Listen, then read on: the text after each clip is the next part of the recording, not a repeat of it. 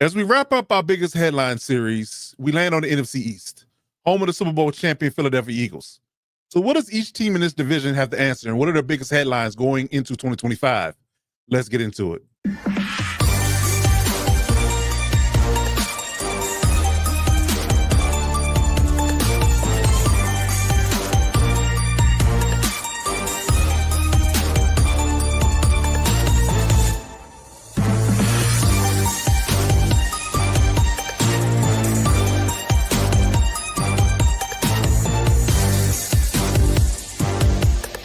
The talk of the town, the Philadelphia Eagles, the Super Bowl champions, reigning, defending.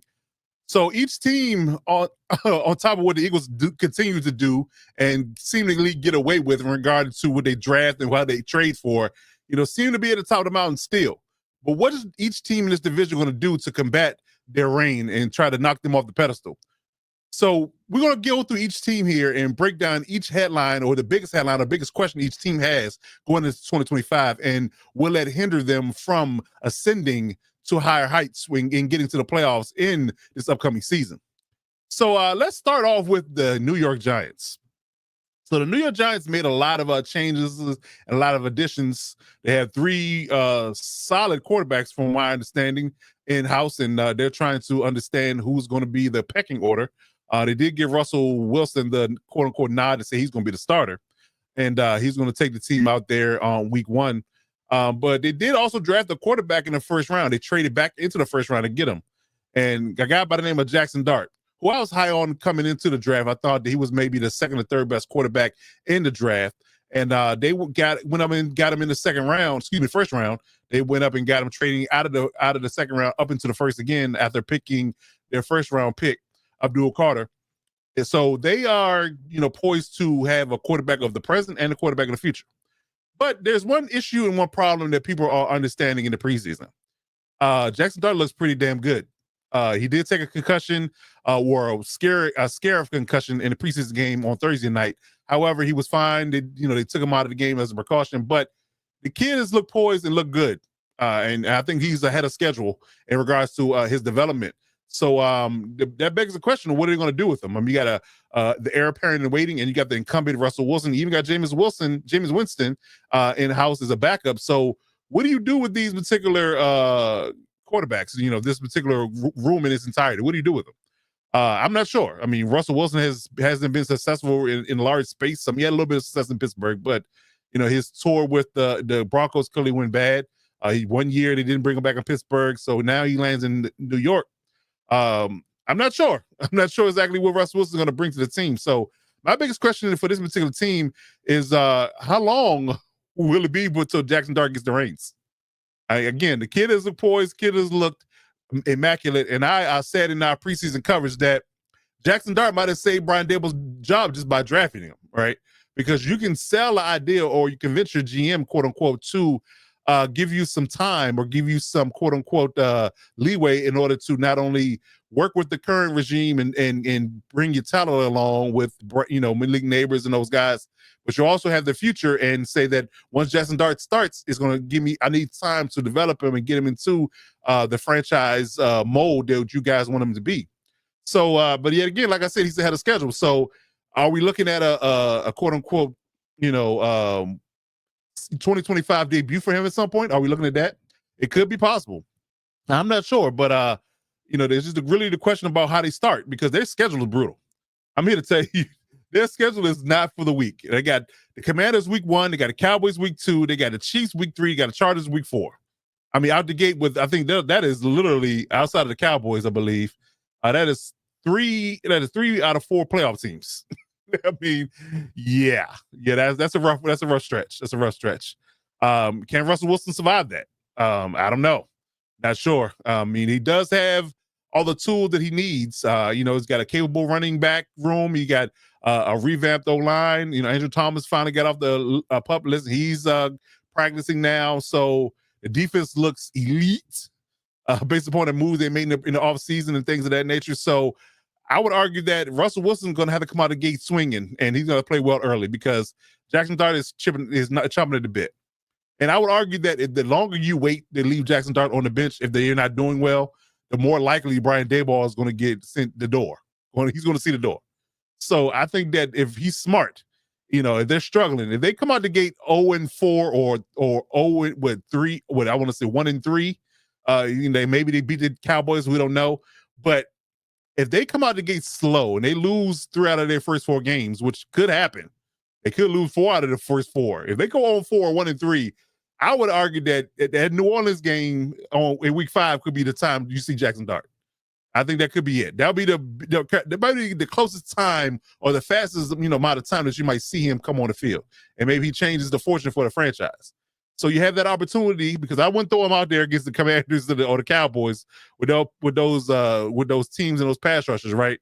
The Kansas City Chiefs either. You don't want to throw him out there against the 3-time Super Bowl champions, with Chris Jones in that group, and then you got the Chargers right after that, throwing him out there against that Khalil Mack and Tuli Tuipulotu pass rush. So I would say New Orleans might be the first time, week 5. Now, if you kind of treading water and you're not doing as bad as you think, and you're kind of holding on to that point, maybe you talk again about week 10 in Chicago. But those are my 2 opportunities I would say early that you might see Jackson Dart to give him a good runway to see what he can do with live bullets and live action against number ones, right? So week 5 and week 10 is my quote unquote pecking orders, and again, you can say those my lines in the sand where you might throw him out there. Week 13 is probably the last go about it. I think right before the bye, they get New England. I think that might be the next time you can see him if they're kind of 500 or a little above 500, doing better than we think. The defense is lights out and they're just shutting people down and the offense is running well. Maybe week 13 we see him if they're not playoff bound yet. But yeah, and the last chance to kind of throw him out there if you're out of the playoff contention will be week 17 against Vegas. The Raiders is on week 17, but I would argue that either way, we might see him at some point if they struggle. It's just a matter of how quickly they struggle with this tough schedule that they have. So if we see Jackson Dart soon, I think that it's because of the Giants are not doing well and Brian Daboll trying to save his job. So I think week 5 earliest, week 10 at the midpoint, week 13 will probably be the best time or the least amount of time that you might want to wait before you throw him out there. And if you just want to throw him out there to see what he has, kind of like a Patrick Mahomes thing in week 17 against Vegas, do that. But it all depends on how Russell Wilson does. So we'll see how things roll with the Giants. Next up is the Cowboys. And man, they got a lot of mess going on in Dallas. They really do. It's a lot. It's a lot. I mean, we got problems with Michael Parsons, his contract, his agent, Jerry Jones, and Stephen Jones, and everybody talking back and forth and talking at each other and not working out a deal to get Michael signed and for long term. Trayvon Diggs might be unhappy. They got a first-year head coach. I'm here to tell you, it's a lot. We could probably spend a whole video just covering the Cowboys themselves, in all honesty. But I think the biggest question for this particular outfit is, with the Michael Parsons impasse, the Trayvon Diggs turmoil, you got your first-time head coach who's not high on my list of head coaching candidates. I think that the biggest question that they really have is, when will the fit hit the shan? Try to be PC and try to be, non-vulgar here. But when will a fit hit the shan, if you catch my drift? So I think that's it. If this whole Michael Parsons thing falls apart, they don't trade him, they don't sign him, he holds out, they miss him in any stretch, they're going to be up there. They're going to be in trouble without him out on the field, for one. 2, if Trayvon Diggs is not out there either for some strange reason, that's another problem. Your number 1 corner is not there. And then the biggest and most glaring problem that they may have is, can Brian Schottenheimer coach? Can he call plays? Can he, manage the team? Does he have the respect of the locker room? All of that is question marks. All that is question marks. And Jerry Jones is at the center of this. I know you got his Netflix documentary and everybody seems to like it and all that good jazz, but here now, 2025, it's a cluster F. It really is. I mean, I'm sorry to tell you, these Cowboy fans, but if you don't have navy and silver colored glasses, you know that you got a problem in Dallas, and it's not going to get fixed anytime soon. Dak Prescott's still your quarterback. You have a running game that's, maybe not it works. You got a hurt left tackle, unhappy pass rusher, elite pass rusher, probably your best player on your entire team, an unhappy corner, first-time head coach. This has a recipe for disaster. It really does. It really does. This could fall off the rails really quickly. And I think that if they don't get out to a hot start, I don't know where this goes. Does Jerry bend and say, I want to sign Michael and get him back on the field to keep them competitive? Or does he stand on business and be stubborn and not give Michael what he wants? I don't know. But I promise you this. If these three things do not get fixed, if Brian Schottenheimer can't coach and Michael Parsons doesn't play at least 15, 16 games this season, and the Trayvon Diggs does not play the same amount, they're in trouble. And they could be picking high in the draft come 2026. I'm just saying. It's very brief, very subtle. It's real straight to the point. We won't got to belabor the issue. That's the Cowboys' problem, and that's where it lands for me. The fit will hit the shan real quick if those things aren't up on the up and up. I'm here to tell you. So pray for you Cowboy fans because it's not looking good. It really isn't. And if Jackson Dart, who I talked about before, is as advertised, he comes out and balls, I might mess around and finish fourth in the division if things go bad, go left or go sideways real fast. So we'll see how things roll, but I think the Cowboys are going to be up ish creek without a paddle if Brian Schottenheimer can't coach. That's for sure. So that's my Cowboys take. Real short and sweet and to the point. There's not a whole lot to talk about there. So moving on to the Commanders. The Commanders, what are the biggest questions the Commanders have to answer? And for me and my money, I think that they've done some good things in the offseason, bringing in Larry Tunsil, bringing in Deebo Samuels, but you still have unhappy Terry McLaurin. Brian Robinson is rumored to be quote unquote unhappy and maybe traded before the cut day or maybe even cut altogether. He's, working towards the end of his deal and they don't envision him as being the future. They kind of like the kid, Ja'Cory Merritt. He goes by two different names. I'm not even sure what you want to call him his first name, but the kid Ja'Cory Merritt, who they drafted, they like him a lot, and Chris Rodriguez. But I like Brian Robinson Jr. Me personally, he was good for me in fantasy for a stretch. I think he's a pretty good back, but he doesn't fit the system that Kingsbury likes to run. So from that space, they're looking to move on from him. So you're looking at the move off of or one offensive player, and maybe Terry plays, maybe Terry doesn't. He's looking for about a $33 million a year contract. And this particular pass is interesting because they, the old regime paid Terry, I want to call it peanuts, but they paid him a mid-contract last time. So he's trying to get paid one good time before he retires, get his one big deal, as they feel like he deserves as being a really productive wide receiver. And with this new regime, they're kind of at an impasse on it. So will that get resolved? I think it should. I think it needs to. You got a rookie quarterback at this moment. He's on a rookie deal. You're not paying him big money. So I would really just spend the money and keep that talent around Jaden as much as possible. But that's not even the biggest question I have with this team, because I'm also looking at the one side of the ball that kind of makes me scratch my head. Because like I said, you had the issue with Terry, you had the issue with Brian Robinson. Now my biggest issue is the lack of pass rush. They did bring in Von Miller, who's 36 years old. How much does he have in the tank? He's going to be a reserve pass rusher, but how you consistently get pass rush is still a question. They didn't really address it in the draft or free agency. So that's my biggest question for the Commanders is, did they do enough or what's important? You got to take care of Terry. Are you going to trade Brian? And you got Vaughn, but do they have enough pass rush on the edge to be effective and get after the passer at a large, high clip and be effective and keep these quarterbacks from running amok? I'm not sure. I really think that if Von Miller isn't stellar, they might be looking at an issue. They could make a trade. I think with the Bengals being in town this past week, they might have got on the phone, should have gotten on the phone and say, hey, we'll give you Brian Robinson a pick or two, give us Trey Hendrickson, maybe that. They do got a really good interior D-line, but they don't have a really good edge rushing room, and that's the issue. I understand the interior D-line pressure is becoming a thing now, but you still got to get pressure off the edge. Mobile quarterbacks will eat you alive if you don't have edge pressure. They will do it all day. And you got a lot of mobile quarterbacks in this division. You got Jalen Hurts. You got Jay Daniels on your side. You got Jackson Dart and Russell Wilson. They all are mobile. They all can move. So I would argue that you need to get a good edge rushing room together in order to be effective and be progressive and get further than you did last season, which ultimately would be the Super Bowl. So I think that that's the biggest issue. Is their pass rush going to be enough? And I'm not sure it is. I really think that they need to do more, or maybe pick up a guy and trade, because cut down days this Tuesday coming. Maybe pick up a guy or two that can help this room, but their pass rush room looks a little light for my money. And Von Miller's only going to play on third down. Let's be real about it. So they maybe need to do something about the pass rush room and address that and kind of maximize your window with this talent that's on this team with Jaden Daniels at the helm. Lastly, the Super Bowl champion Eagles are on the docket. And there's not much to say about this particular team. They're doing all the right things. I mean, Howie Roseman is a savant. He's a genius.